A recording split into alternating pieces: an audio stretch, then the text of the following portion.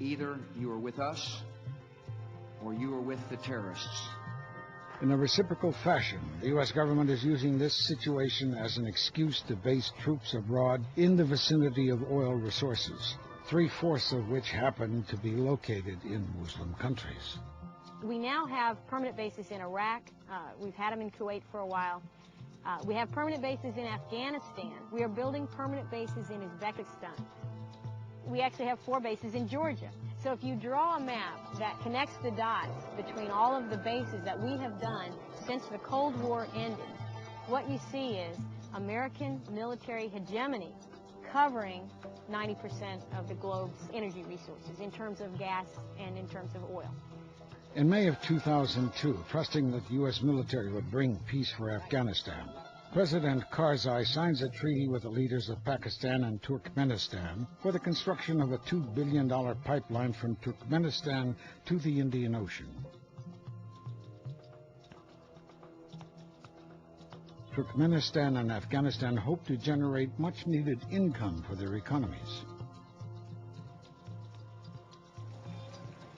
Pakistan hopes to secure an oil route for itself.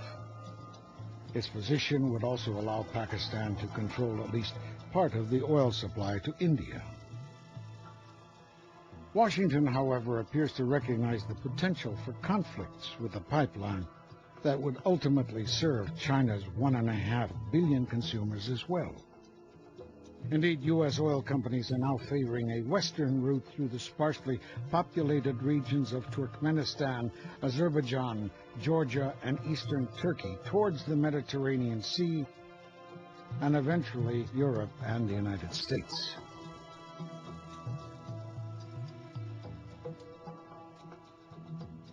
For this reason, the U.S. military is not even trying to control the Afghan warlords, whose persistent violence would hamper the pipeline's construction.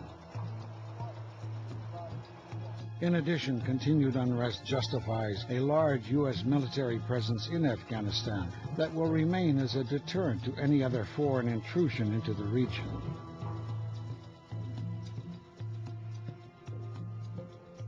Fighting terrorism is clearly not the reason for such a large deployment of troops, as clandestine terrorist cells are better fought by undercover agents and special forces. Is it a coincidence if massive U.S. military positioning happens to take place in Central Asia, the Persian Gulf, and other oil-rich regions of the world? Is fighting terrorism the real motive?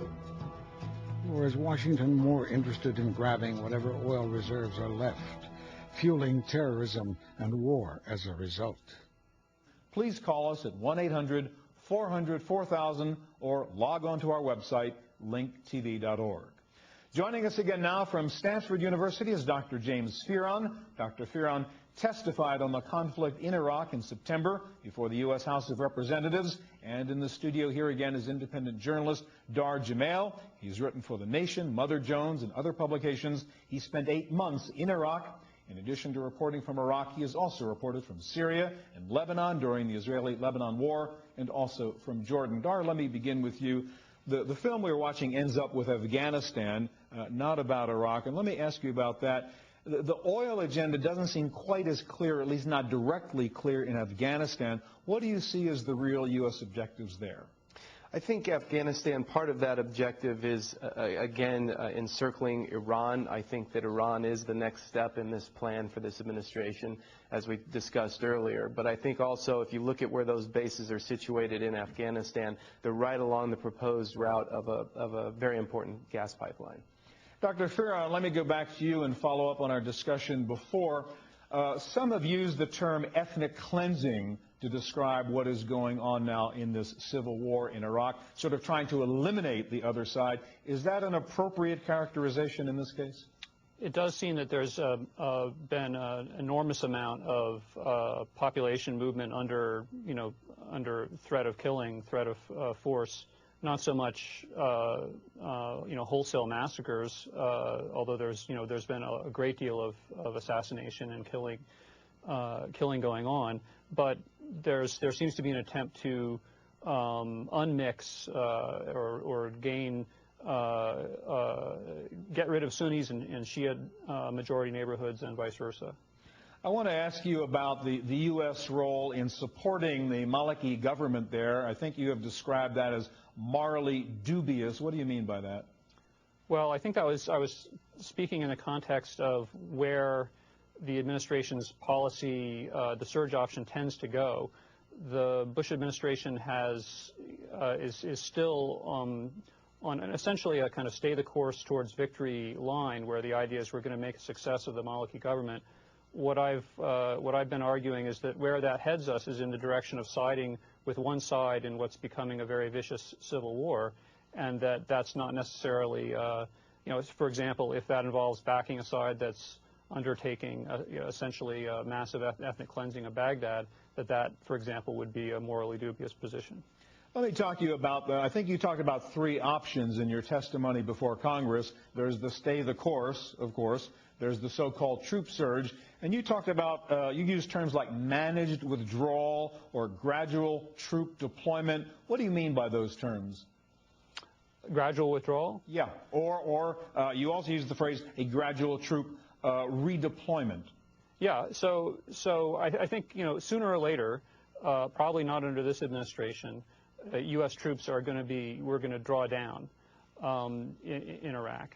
And, how that's done, there are lots of different possibilities, ranging from moving them to other places in Iraq, but out of the basically pulling back from the combat zones and disengaging them from combat, to removing them completely, to moving some of them to the Kurdish regional government area or to some of the Gulf states, or just moving them, out entirely.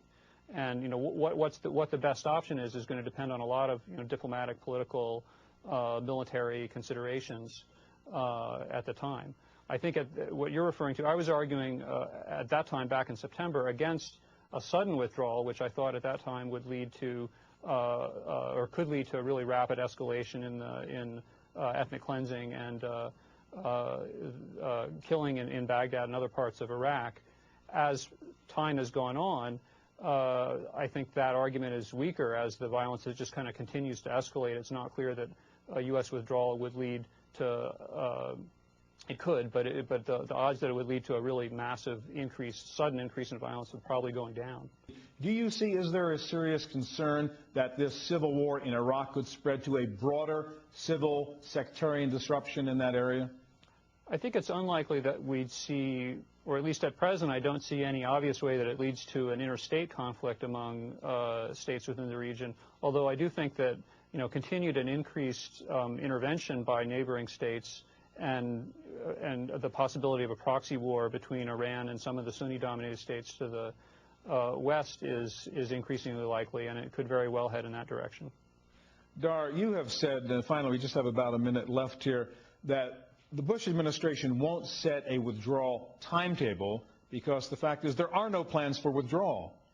What do you base that on, and how do you see that playing out then? I base that on the 2002 National Security Strategy that was updated March 06, and also just the hard physical evidence on the ground in Iraq. If you look at these bases, these are mega bases on the line of what we have in Germany and Japan. How long have those bases been there? Look at this embassy in the middle of Baghdad, the size of the Vatican City, with 21 buildings, room for 3,000 to 8,000 government officials, and a school for their kids. So if you look at the physical evidence on the ground also, there aren't that many, there are no signs of a total withdrawal.